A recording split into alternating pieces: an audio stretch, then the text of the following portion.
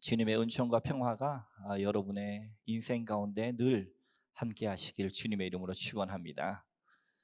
5월은 장미의 계절이라고 하죠. 그래서 제가 5월 한 달 동안 세미나가 있어서 서울에 있는 노원구 쪽에 있는 교회를 주일날 예배를 끝나면 저녁 늦게 한 5번 정도 오가면서 중랑 그 장미공원이라고 있더라고요. 세계 3대 서울 3대 천망송이 공원 중에 하나라고 그러는데, 알록달록한 그 아름다운 빛깔을 자랑하는 장미가 그렇게 화려하고 예뻤습니다. 근데 그 5월이 지나고 6월이죠. 6월에는 장미 말고 뭐가 유명한지 아십니까? 어디선가 수근수근하네요. 수국입니다. 수국이 6월에는 유명한 꽃인데, 여러분 우리 동네에서 왕포동 근처에서 수국을 볼 수 있는 곳이 어디냐 하면 저기 신동 수변공원에 가시면 작년에 수국 정원이 생겼어요.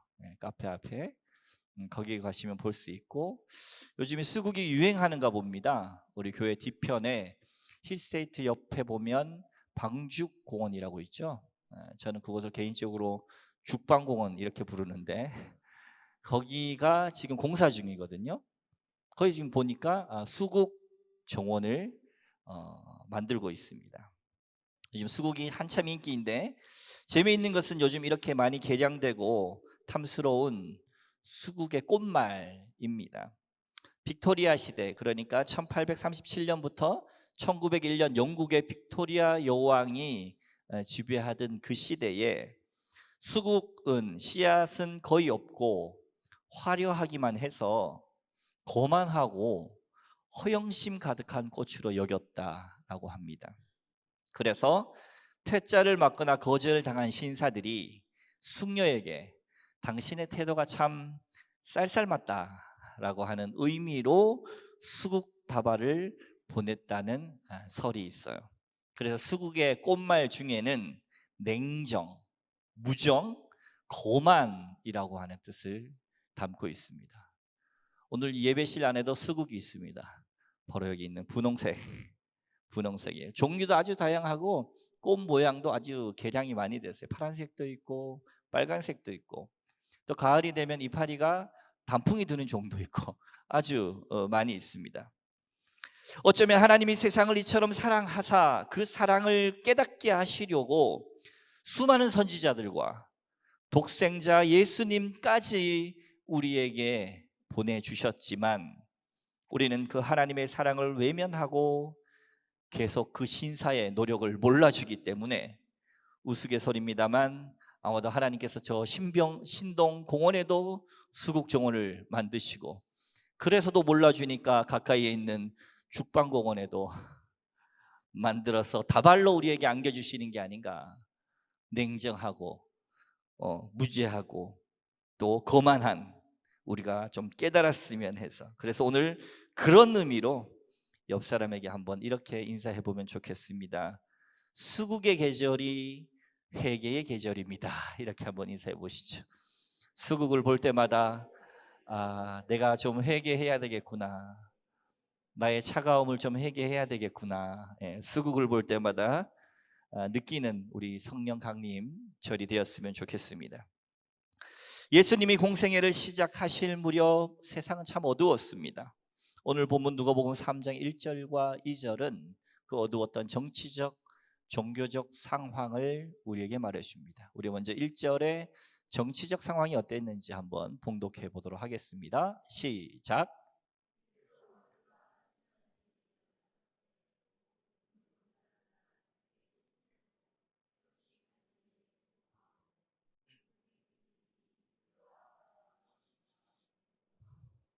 루사니아가 아빌레네의 분봉 왕으로, 아멘. 로마의 제2대 황제가 디베리오 황제가 왕위에 오른 지 15해가 됐다. 그리고 우리가 잘 알고 있는 본디오 빌라도가 총독으로 임명이 됐다.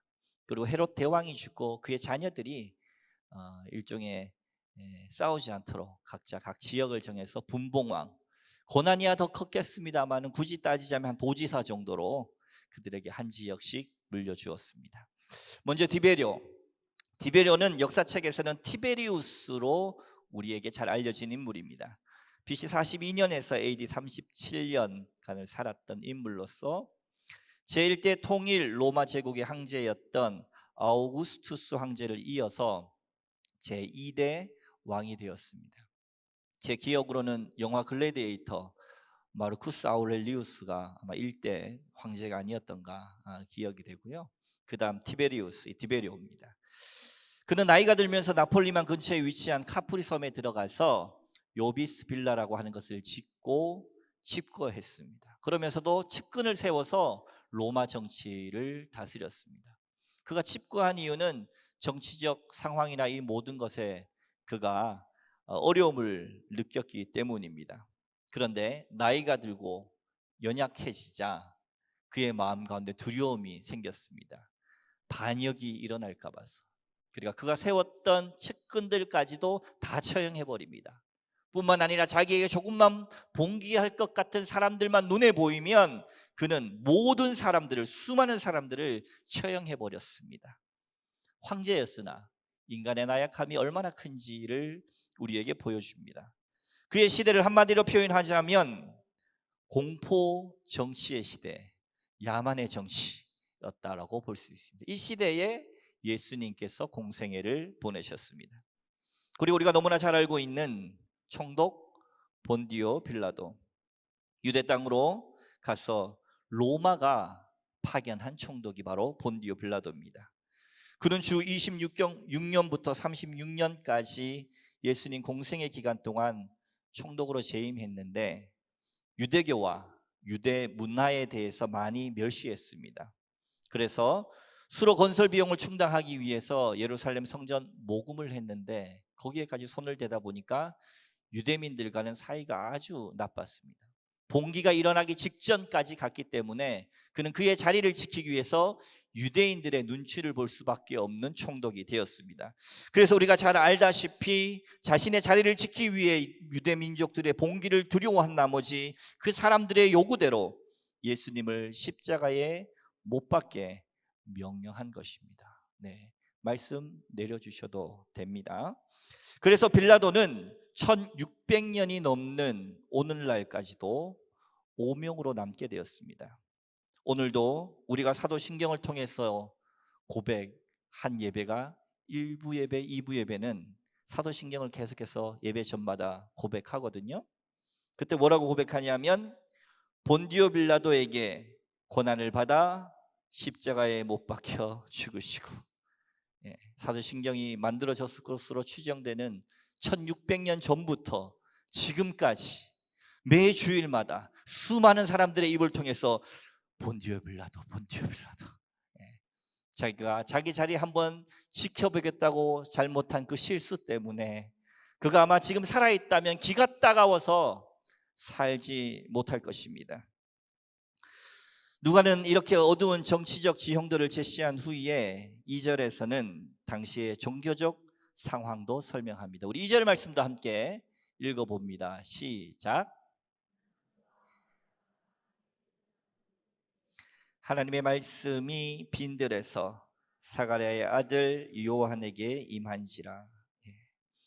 대제사장 두 사람의 이름이 나옵니다. 안나스와 가야바입니다. 안나스는 가야바의 장인이고 가야바는 안나스의 사위입니다. 이 두 사람은 모두가 로마 제국에서 임명하는 사람들입니다. 소위 말해서 한 유대 종교, 한 종교의 최고 위치점에 있다고 하는 제사장 중에 제사장, 대제사장 자리에 있는 이 자리 또한 로마 황제가 임명했다는 것이죠. 그런데 앞선 사람은 장인이고 뒷사람은 사위입니다. 다른 말로 하면 세습이 이루어졌다는 겁니다.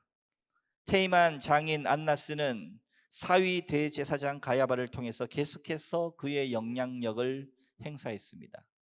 그러니 그런 예루살렘 성전 그 종교 최고 지도자들이 여러분 하나님을 두려워했겠습니까? 그들의 임명권자인 로마 황제 사람을 더 두려워했겠습니까? 그들은 겉으로는 하나님을 두려워하는 채 해도 실제로는 임명권자인 로마 황제에게 잘 보여서 그들의 이 고난이, 이 권력이 세습되어서 계속되기를 원합니다. 저는 개인적으로 공적인 자리에서 교회 비판에 대한 이야기를 많이 하지 않습니다. 왜냐하면 저 말고도 많이 하시니까요. 근데 오늘 본문을 보면서 한국 교회의 종교적 썩음이 생각이 났습니다. 서로에 있는 많은 수만 명씩 모이는 대형 교회는 변칙을 해서라도 그의 아들들에게 수없이 세습을 했습니다. 하지 않겠다고 했던 분도 변칙을 해서 아들에게 물려준 나머지 교회가 수없이 세상으로부터 욕을 먹고 있습니다. 교회 재산은 수조에 이르고 있습니다. 그러면서 안수하면서 아들에게 이렇게 이야기했습니다. 내가 이 아들에게 이 교회를 물려주는 것은 십자가를 물려주는 것입니다. 좋은 걸 물려주는 게 아닙니다. 이렇게 얘기했어요. 그러니까 우스갯소리로 제 주변에 있던 많은 목사님들이 저에게 이런 얘기 하시더라고요.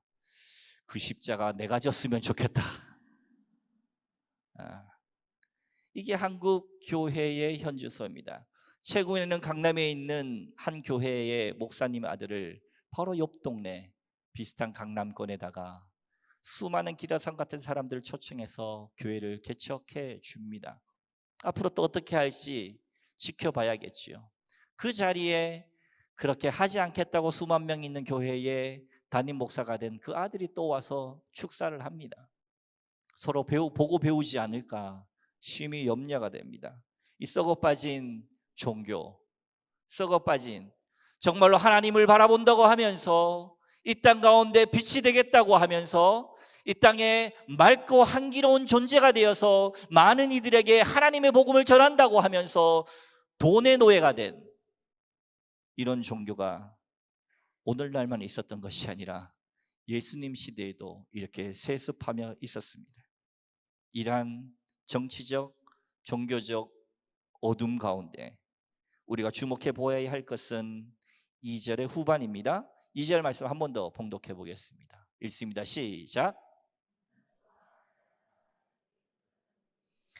하나님의 말씀이 빈들의 사가랴의 아들 요한에게 임한지라.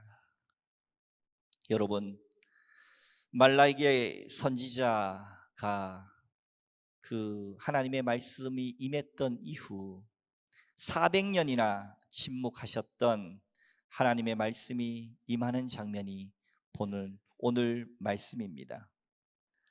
가만히 보면 400년간 하나님은 침묵하는 것처럼 보였습니다. 말라기 선지자 이후 400년 동안 그 어디에도 하나님의 말씀이 임했다라고 하는 하나님의 말씀 구절이 없어요. 그런데 오늘 여기 하나님의 말씀이 빈들에서 사가랴 아들 요한에게 400년 만에 임한지라 이렇게 되는 거예요.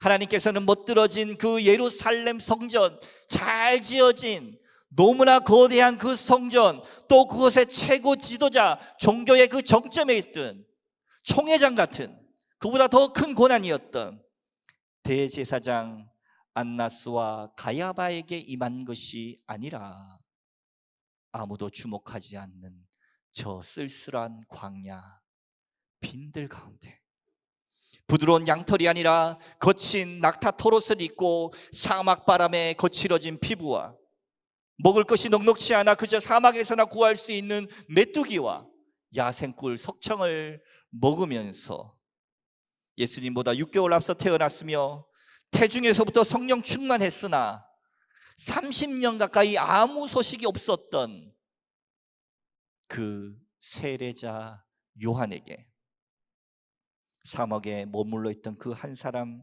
바로 세례자 요한에게 하나님의 말씀이 임했습니다. 여러분, 어쩌면 이것이 바로 우리의 신앙이 편안하고 안락함을 떠나야 하는 이유입니다.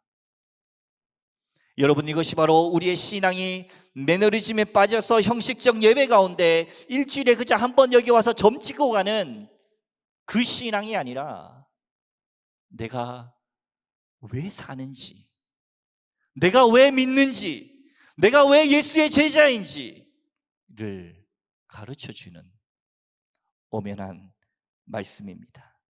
이것이 바로 하나님께서 우리를 안전하고 안락하고 편안한 곳이 아니라 불편하고 어렵고 먹을 것 없는 광야로 우리를 계속해서 내밀어 가신 이유가 여기에 있습니다. 왜 그렇습니까? 거기에 하나님의 말씀이 임하심인 줄 여러분 믿으시기 바랍니다. 광야 없이 잘 된 사람도 많이 있습니다.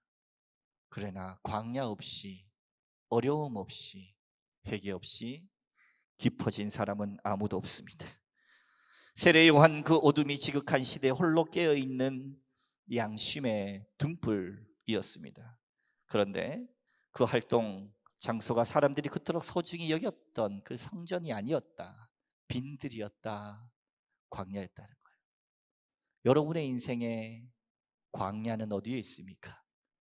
여러분의 삶 가운데 내몰려야 하는 곳은 어디에 있습니까? 가기 싫지만 가야 하는, 그곳에 가야 하나님을 만나는, 떠나기 싫지만 떠나야만 그곳에서 하나님의 성령의 임재가 있는 그 장소는 여러분 어디이십니까? 저는 오랫동안 사실 비전을 가지고 준비했던 꿈이 있었습니다. 그것을 지난주에 이뤘어요. 박수 쳐주시네. 뭔지도 모르고. 큰 거 아니에요. 대형 면허 땄어요. 13일 만에 첫 번째 시험에서 99점으로 가속 구간에 더 빨리 가속하는 바람에 마이너스 1점이 됐지만, 오랫동안 사모하고 기다리던 대형면을 제가 취득을 했습니다. 제가 운전하는 것을 좋아하기 때문에 이것을 통해서 내가 언제 쓰임받을지 모르지만, 과거에 제가 기타를 중학교 2학년 때 처음 치면서 하나님 이걸 통해서 하나님 사용해 주십시오 라고 기도했던 것처럼, 사실 그런 마음으로 제가 대형면을 오랫동안 따야겠다고 생각을 했고 이번에 취득했습니다.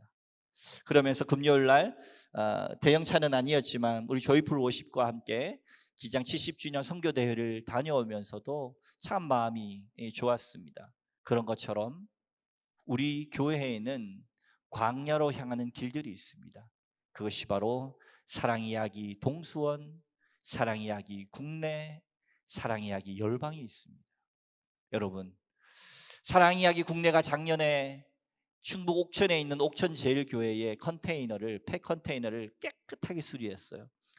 빨간색 컨테이너로 만들고 안에는 깨끗하게 청소할 뿐만 아니라 에어컨까지 설치해서, 우리 교회에 재능이 있으신 분들이, 전문가를 부른 것이 아니라 재능이 있으신 분이 작년에 335 내려가서 그곳을 깨끗하게 정리를 했더니, 그 컨테이너가 그 충북 옥천 제일교회에 있는 김진수 목사님, 제 신학교 동기 형님이신데 너무나 잘 사용하고 있는 거예요. 이름하여 공유 컨테이너. 그 안에는 공유 냉장고까지 들어가 있었습니다. 지역신문에도 많이 났어요. 처음에는 생수로 시작했습니다. 생수를 넣었더니 길 가던 사람이 너무 덥고 힘들었는데 거기에 생수가 있으니까 냉장고 문을 열고 하나를 시원하게 마시니까 너무 마음이 좋은 거예요. 포스트잇에다가 제가 너무 무덥고 힘들었는데 생수를 통해서 힘을 얻었습니다. 제가 나중에는 제가 기부하는 사람이 되겠습니다. 어떤 사람은 달걀 여러 판을 그곳에 갖다 놓으면서 어려운 분들을 위해서 새 알씩만 가져가 주세요. 또 그것을 가져다 먹은 사람이 또 마음의 감동이 돼서 집에 있는 김들을 여러 개 가져와서, 어떤 사람은 반찬을 가져와서 계속해서 채워 넣는데 그 목사님 고백이 한 번도 그 반찬이나 음식이 떨어진 적이 없다는 거예요. 한 번도. 이렇게 세상 사람들은 우리가 나의 이익을 위해서 그저 쌓고 축적하고 교회에 사람을 모으고, 우리 큰 교회입니다. 큰 교회 다니면서 어떤 분들은 꼭 합격해서 다니는 것처럼 자랑을 해요. 내가 어느 교회 다니고 있다고. 그게 무슨 자랑입니까? 참으로 정말로 이렇게 서로 사랑하고 나누는 모습을 통해서 많은 돈 들이지도 않았습니다. 지역신문에 났습니다. 그래서 제가 형님한테 그 지역신문 보면서 우스갯소리로 이 컨테이너 우리가 해줬다는 얘기는 안 썼네 우스갯소리로 했는데 정말 그것도 수정했어요. 그리고 며칠 전에 충북 MBC에서 많은 시간 할애해서 그것을 소개하는 시간도 있었습니다. 여러분 오늘 예배 마치고 충북 MBC 공유 컨테이너를 검색해 보십시오. 그 내용이 나와요. 우리 교회 사랑의 이야기 국내팀이 335 모에서 재능들을 그렇게 헌신했더니 그렇게 아름답게 사용됐습니다. 여러분 우리가 강야로 가는 길이 어디에 있습니까? 그래서 저도 비전이 생긴 거예요. 언제가 될지 모르지만 제가 대형면을 땄으니까 함께 섬길 수 있는 달란트 있는 분들이 함께 모셔서 이 지역 저 지역 다니면서 시간이 날 때마다 함께 섬길 수 있으면 너무 행복하겠다. 그것이 바로 하나님이 임재하시는 광야가 아니겠냐 이런 생각이 들었습니다. 우리 교회는 사랑이야기 동수원팀이 있습니다. 이 지역사회에서 한 달에 2번씩 토요일마다 오전부터 해서 반찬 배달을 합니다. 그런데 제가 3년 동안 이 사역들을 예전에 했었지만 지금까지도 똑같은 말을 하고 있어요. 함께 섬길 분을 모집합니다. 섬길 사람들이 있었으면 좋겠습니다. 섬길 사람이 이들이 많지 않아서 한 달에 토요일 날 2번 오전인데 하시는 말씀이 배달하기가 바쁘다는 거예요. 여러분 가난해서 음식이 필요한 사람들에게 가장 절실한 건 뭔지 아십니까? 음식이기도 하지만 그분들에게 더 필요한 것은 사람 대접입니다. 음식을 배달하면서 음식만 전달하는 것이 아니라 조금만 더 시간이 있다면, 조금만 더 인원이 있다면, 매주는 아니더라도 한 달에 한 번이라도, 2달에 한 번이라도 참여하는 분이 있다면 그렇게 좀 팀을 나눠서 가서 반찬만 배달하는 것이 아니라 그분들의 손도 잡아주고 그분들을 위해서 기도도 해주고 잘 지내셨냐고, 별일 없으셨냐고 물을 수 있는 그곳이 바로 세례 요한이 하나님의 말씀을 외쳤던 그곳이 아니겠습니까? 사랑의 열방도 있습니다. 캄보디아에서 잘 사역을 마치고 지난주 돌아왔는데 그곳에서 비전을 보면서 자기 다 자비량으로 누구는 다 좋은 곳에 가서 편안하고 안락하게 해외여행 다니는데 우리 교우분들 중에는 그렇게 스스로를 헌신해서 비전을 보고 오늘 주인공 세례 요한은 스스로를 뭐라고 소개합니까? 많은 사람들은 세례 요한이 그리스도인 줄 알았습니다. 요단강 사방에서 사람들이 몰려들었습니다. 대단한 부흥가였습니다. 예루살렘에서 사람들이 모였습니다. 얼마나 유명해졌는지 유대의 가장 최고 기구인 산헤드린에서 사두개인들과 제사장을 보내서 알아보고 오라고, 왜 이렇게 사람들이 가고 있냐고. 대단한 설교가였습니다. 스스로를 드러낼 수 있었습니다. 이 세상의 수많은 이단들이 내가 그리스도라고 말할 판입니다. 그런데 세례 요한은 스스로를 뭐라고 소개합니까? 나는 그리스도가 아니다. 나는 엘리야가 아니다. 나는 모세가 아니다. 나는 광야에서 외치는 자의 무엇입니까? 소리다. 나는 그냥 소리다. 여러분, 우리의 인생이 소리입니다. 소리는 자기가 해야 할 것을 다 하고는 사라지는 것입니다. 저도 마찬가지입니다. 한 번밖에 없는 우리의 인생, 잠시 있다 사라질 우리의 인생 가운데 여러분, 하나님의 임재가 있는 광야로 떠나십시오. 우리가 모이기를 힘쓰는 교회이기도 하지만 멋진 성전에만 머물러 있는 것이 아니라 여러분의 삶에 쳐서 광야로 흩어지셔서 그곳에서 하나님의 말씀의 임재를 경험하시는 400년 만에 임한 그 놀라운 하나님의 임재가 여러분의 삶 가운데 넘쳐나시기를 주님의 이름으로 축원합니다. 그렇게 저는 대형면을 안고 국제면허로 변화시켜서 동수원과 국내와 열방을 통해서 다니고 싶습니다. 광야는 우리의 거짓된 자와 마주서는 곳입니다. 광야에 서면 가치의 우선순위가 바뀌기 마련입니다. 광야에서 금은 보화가 무슨 소용이며 빈들에서 화려한 옷이 무슨 소용이겠습니까? 그저 한 모금의 물이 은총이고 거칠망정 먹거리가 있다는 사실이 복으로 여겨질 것입니다. 그러기에 우리의 삶이 제자리를 잘 잡으려면 큰 평수의 타워 팰리스의 주인이 되기를 보다는 광야의 사람이 되어야 합니다. 그렇기에 광야는 인간을 새롭게 하는 공간입니다. 그렇게 광야는 우리를 회개시키는 곳입니다. 오늘 말씀 가운데 회개하라 이렇게 나옵니다. 독사의 자식들아 이렇게 외치면서, 회개라고 하는 것은 여러분 뉘우침만의 감정이 아닙니다. 한자어로 회개하는 것은 돌이킬 뉘우칠 회, 그리고 개자는 고칠 개자입니다. 뉘우칠 뿐만 아니라 고친다는 겁니다. 이게 진정한 회개입니다. 헬라어로는 메타노이아, 돌이킴입니다. 히브리어는 슈브, 유턴한다는 것입니다. 참된 회개는 그저 내가 잘못했네 정도의 뉘우침이 아니라 내 인생의 방향을 바꾸는 것입니다. 여러분 안전을 향해서 가고 있습니까? 여러분 안락함을 향해서 출발하고 있습니까? 여러분 지금도 어떻게 하면 내가 더 편안한 인생, 화장실 2개, 3개 있는 집으로, 타워 팰리스로, 오늘은 이 백, 내일은 저 백을 얻기를 원하십니까? 그런 인생 아니라 어차피 다 죽어야 되고 어차피 언젠간 돌아가야 할 인생, 하나님의 말씀이 임재하는 성령 충만한 자리에 여러분 다 거하시길 주님의 이름으로 축원합니다. 그것이 회개입니다. 그 삶의 방향을 바꾸는 것이 회개입니다. 그래서 이 메시지를 들은 사람들의 고백이 있습니다. 10절입니다. 오늘 10절 말씀 함께 봉독합니다. 시작. 그러면 우리가 무엇을 하리까? 그럼 우리가 뭘 해야 되나요? 독사의 자식들아, 누가 너희에게 일러 장차올 진노를 피하라 하더냐? 회개에 합당한 열매를 맺고 속으로 아브라함이 우리 조상이라 말하지 말라. 이 강렬한 말씀. 여러분 새 가족이 왔는데 환영합니다, 축복합니다 이렇게 안 하고 독사의 자식들아 이렇게 돌이키라고 요한이 외친 것입니다. 그랬더니 그들의 마음 가운데 기분 나빠 돌아간 것이 아니라, 그럼 내가 어떻게 해야 되겠습니까?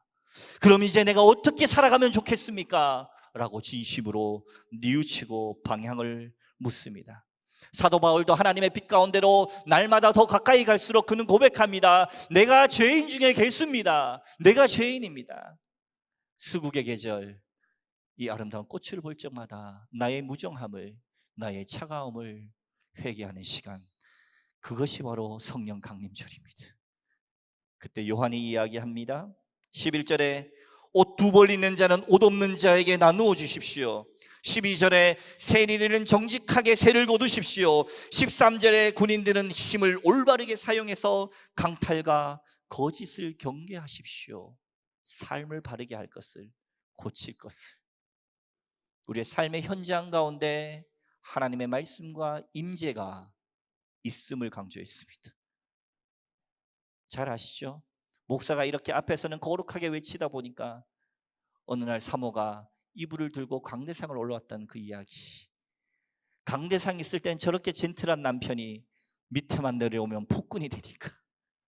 그렇게 우리의 인생이 다른 거예요. 교회에 올 때 마음과 세상에서 내 모습이 이중적인 것입니다. 하나님은 그것을 비판하시는 거예요. 지적하시는 거예요. 회개하라고. 제가 신학교 다닐 때 신학생들 사이에 아주 유명했던 일화가 하나 있습니다. 신학교 1학년이 되면 처음 선지동산에 올라가서 얼마나 사명간에 불타겠습니까? 그래서 아침마다 모여서 기도하고 밤마다 기도하고 밤마다 기도하다 보니까 큰 은혜를 받아서 방언이 터져서 방언으로 기도하고, 그렇게 은혜 충만한 신학교 1학년 시절입니다. 시험 기간이 왔어요.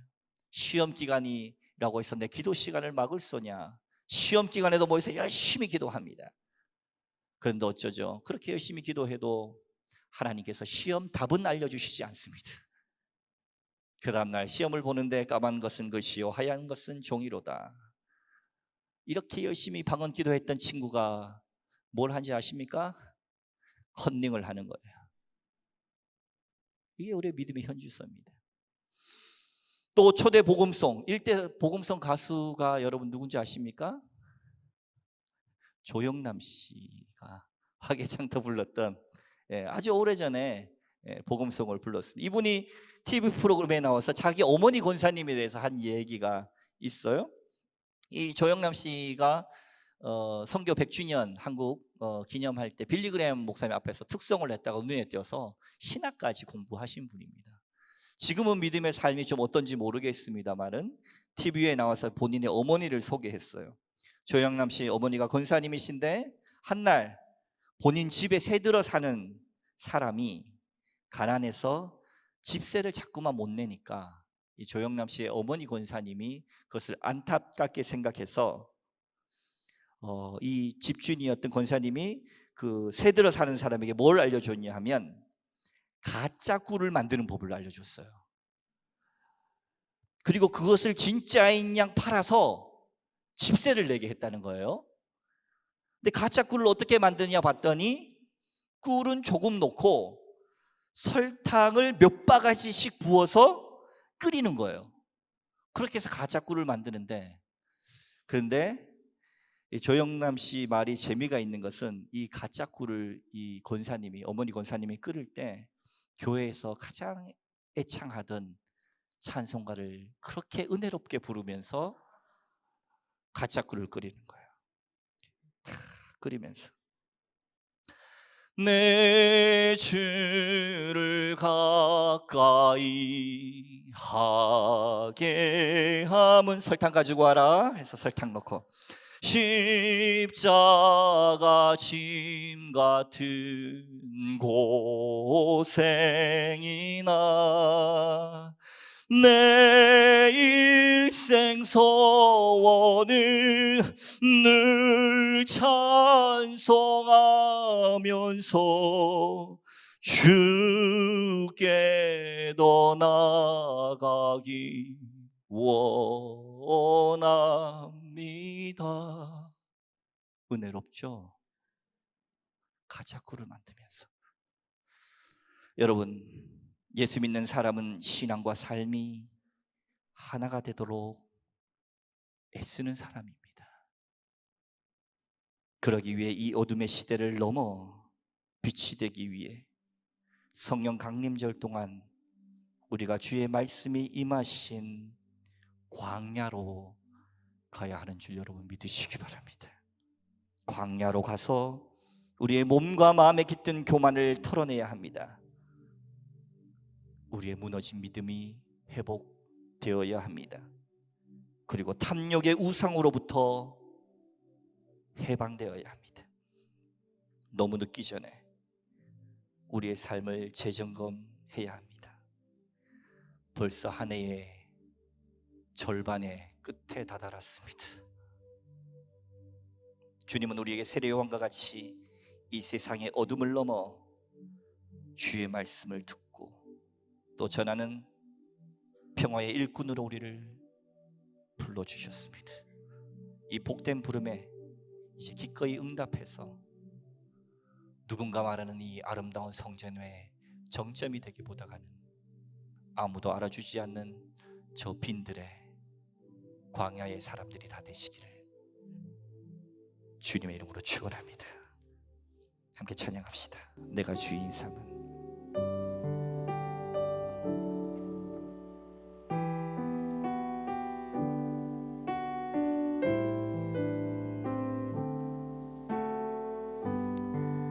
내가 주인 삼은 내가 주인 삼은 모든 것 내려놓고 내 주 대신 주 앞에 나가 내가 사랑했던 모든 것 내려놓고 주님만 사랑해 내가 주인 삼은 내가 주인 삼은 모든 것 내려놓고 내 주 대신 주 앞에 나가 내가 사랑했던 모든 것 내려놓고 주님만 사랑해 주 사랑 거친 풍랑에도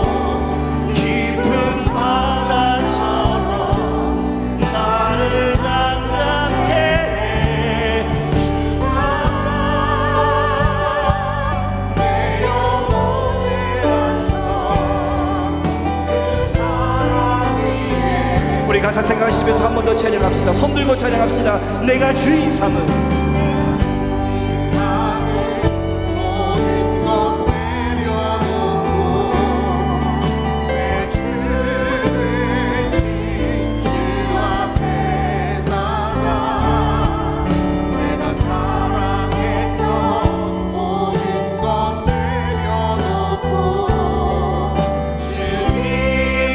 고백합시다. 내가 주인 삼은 모든 것 내려놓고 모든 것 내려놓고 내 주 대신 주 앞에 나 내가 사랑했던 모든 것 내려놓고 주님만 사랑해. 주 사랑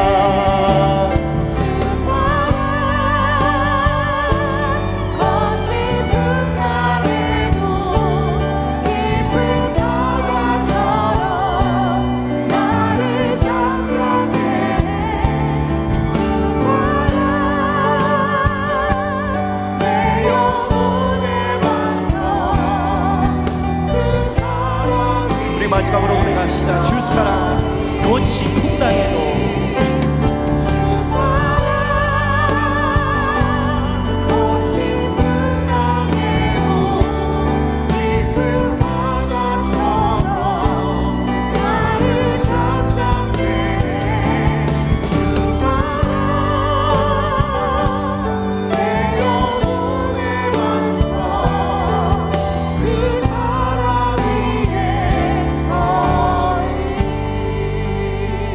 하나님 광야의 사람이 되겠습니다. 안락함을 편안함을 쫓아 사는 인생이 아니라 주님의 말씀이 임하는 광야로 그 광야로 향하는 결단의 사람이 되겠습니다. 회개의 사람이 되겠습니다. 돌이킴의 사람이 되겠습니다. 그 결단의 마음을 감아 우리 함께 묵상으로 기도합니다.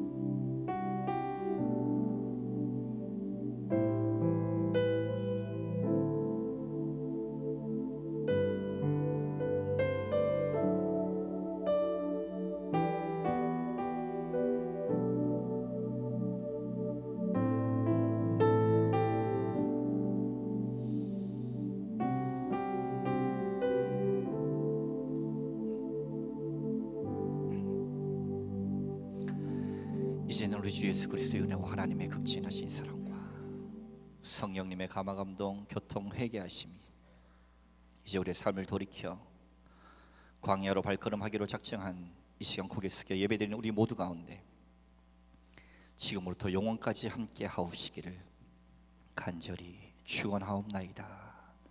아멘.